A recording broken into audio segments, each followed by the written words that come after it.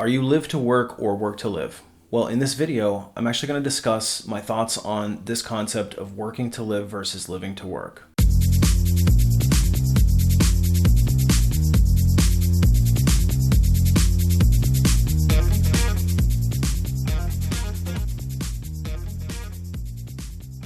Hey everybody, it's Brian from Life After Layoff, and today I want to talk to you about this concept that comes up pretty frequently in my one-on-one private consultation sessions.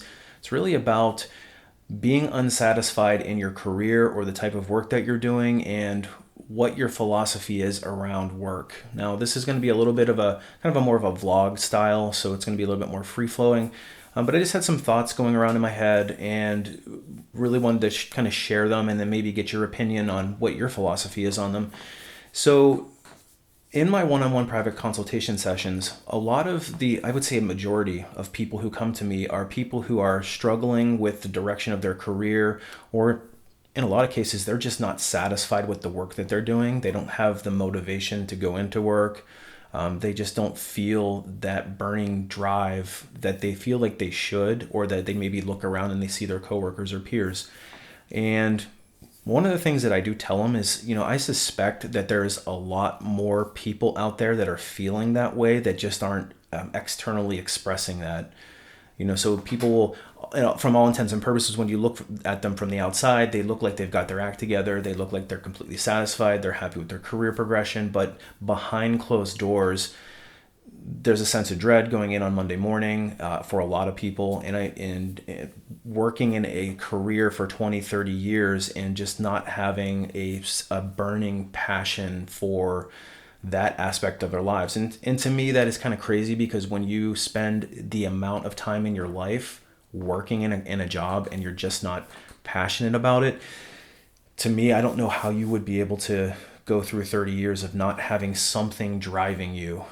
So that's one of the kind of the core ideas or underwriting themes throughout most of my private one-on-one sessions. And so we start to unpack that as we go through. And one of the questions that I typically ask is, well, what's your philosophy on work? Are you a work to live, or are you a live to work? And inevitably, I feel like probably a majority of the working population is going to be they work in order to have a lifestyle, versus their purpose on this planet is to work or have a career. And I would say, if I was to guess, I would say it's probably 70-30. Could be wrong, but that's, from my estimation, that's what I would guess, is that there's probably 70% of people, if you won the lottery today, how many of you would continue to do the job that you're doing, or would you completely do something different? So that's kind of what I ask them, is like, if that was your situation, would you keep on working, or what would be your ideal career? And in general, a lot of people who come to me are people who just express that they hate their job, that they hate their career, that they're just not feeling the motivation. And, why is that? Why do so many people feel unsatisfied in their careers? And, and for a lot of people, it's they get into a new job or they go into a workplace where they've got to deal with cultural issues that don't fit their core values. Maybe it is office politics. If you don't play the political game, especially in corporate world, as you move up the chain, you get one wrong person who doesn't resonate with you and they could sidetrack your career, and it's just kind of being in the wrong place at the wrong time. And politics plays a big role in it. And a lot of people that I talk to that are having career kind of upheaval or career turmoil dealing with one of these things, that the politics seems to be a big thing, where they get on the wrong side of a boss, a coworker, or whatever the case might be. And if it's inadvertent, they don't mean to do it, the next thing they know, they're on a list and they can't seem to get off of it. There's a lot of people who just are in career paths that are not fulfilling for them. They are working a type of job that just doesn't provide them with satisfaction at a deep core level, and so they are just kind of powering through it, or trying to just make their way through the work week each week and look forward to the weekend. And then by Sunday afternoon, they're starting to think like, Monday's coming around. I also think that there are a lot of people who are dealing with job overloading. They're just so overloaded with work that working 40-hour work weeks is kind of a myth. They're 60, 70-hour work weeks. It seems to be the norm in some positions. And in general, when you have a 60-hour work week or 70-hour work week and that's the norm, and you can't even take a vacation because you're scared of the amount of work that's going to come in, or that the ball's going to get dropped and then you're going to be held accountable, that's the type of environment that you got to look at it and say, is that good for you? Both from a spiritual level and from a physical level and an emotional level. And because it's essentially what is happening is you're basically being worked to death. And that's an indicator that also there's not enough resources on that job. They need to hire more people to spread out the workload. Because I would venture to say most people are not interested in working 60-hour work weeks. Most people want a work-life balance. I think that that's become more and more common in the workplace of having a work-life balance. They want to do a fair job for a fair day's pay, and then they want to spend time with their families, and they want to enjoy themselves and pursue things that they're truly passionate about, whether it's hobbies or that type of thing. But I think, at least in the United States, it's not set up to allow people to do that as easily because it's such a work-driven culture.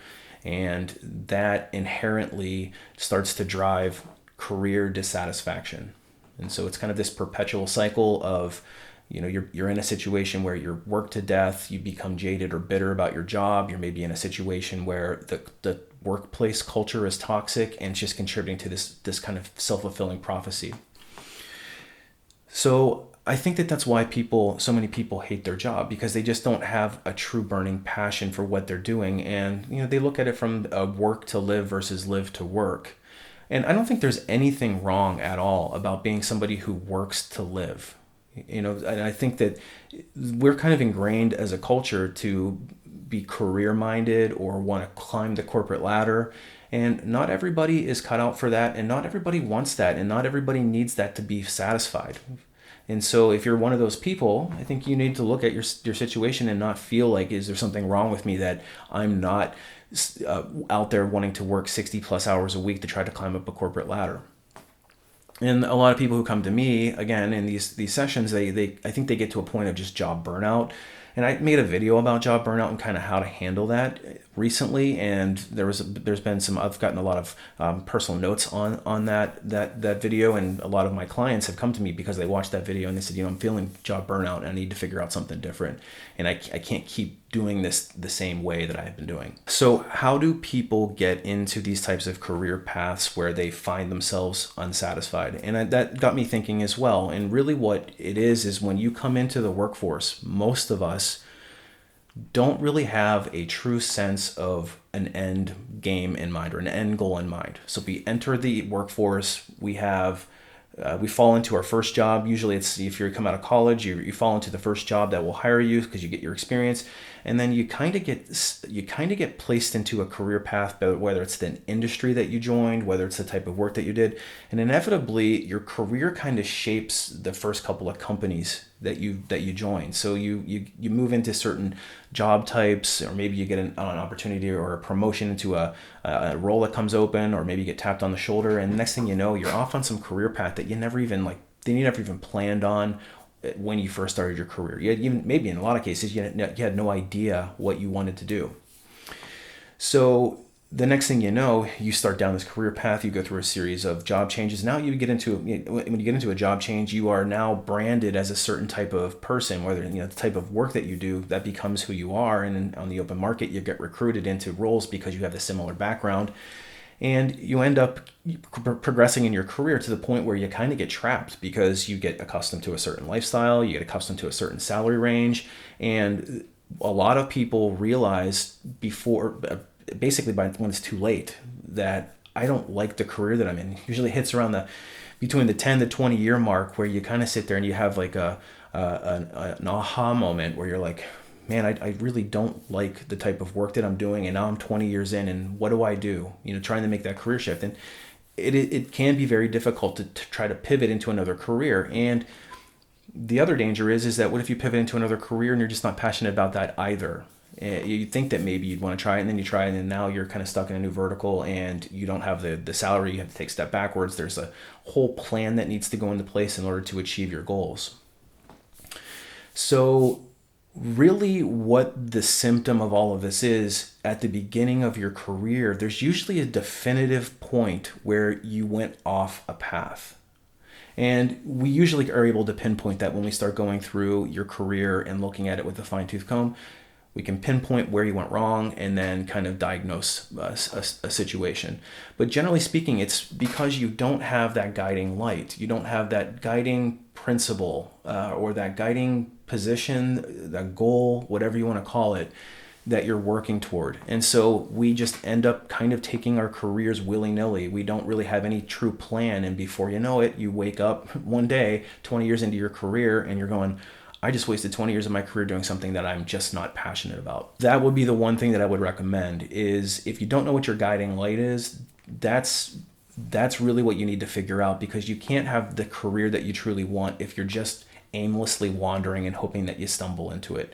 And if you're somebody that's early in your career or just coming out of college, you have a huge advantage over the person who has now worked 20 years, because you have the ability to put that guiding principle in place or put a plan in place and then take very calculated steps on what you want to do. I actually had a recent a one-on-one consultation with a young gentleman who was very driven and had a really good understanding of what he wanted to do. And we were flushing out what the best option was for him between a couple of different opportunities. And that's one of the things that we talked about is the big picture and how he can best achieve his goals.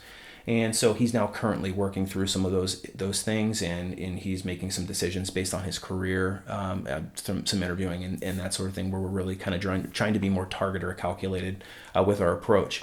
And so he's going to be well on his way because he put together a plan very early in his career, and he has the power of kind of time. Just like in investing, we have the compounding interest, and it kind of rolls over if you get in early enough. The same thing can go for your career. If you've got the power of time on your side in your career, you can afford to take risks, and you can afford to try something, and if you don't like it, cut bait on it. You don't stay in something too long, because you will get into that situation where you get promoted or you get moved into a new role, and before you know it, you get stuck in a career vertical that you're just not interested in or not passionate about.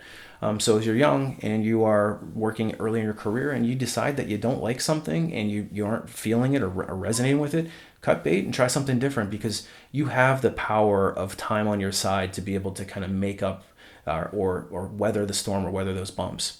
If you're somebody that's on the far side of your career, it becomes a much more calculated decision that you need to make. And it is possible to pivot in your career post age 40. In fact, I talk to people all the time that are trying to do that. And in fact, I do recommend that you do that. And I talk a lot about the concepts on this channel. So it's not just a recruiting channel. It's not just an HR channel. I'm trying to give you the bigger picture in your career, because ultimately a lot of people, the life after layoff, when you get laid off or you're in an adverse employment decision, usually you come out of it with your head's kind of spinning and kind of scratching it, saying like, I just don't know what I want to do with my career. And the point of me creating this channel was to really start to give people an idea of thinking bigger. And how do you truly, not just going back into a career that you're not satisfied with or that you just got out of, that you weren't truly feeling it, but actually living your true best life. And it might not be the career that you've been pursuing up to date. So if you find yourself in that situation, it's really going to challenge you to start thinking about creative solutions.